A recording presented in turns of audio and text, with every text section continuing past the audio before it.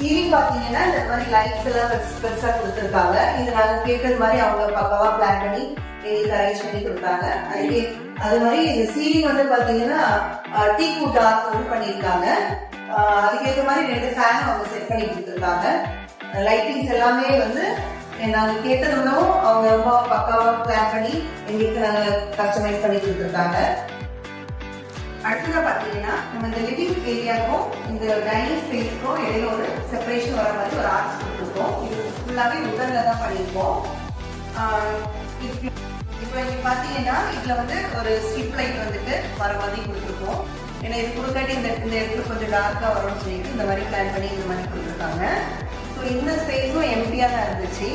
So இது எம்டியா இருந்தால் நல்லா இருக்காதுன்னு சொல்லிட்டு இந்த மாதிரி ஒரு கிரேப்ஸோட இந்த மாதிரி உடன் கட்டிங்ஸ் இதில் வந்து நாங்கள் ஃபிட் பண்ணி வச்சுருக்கோம்.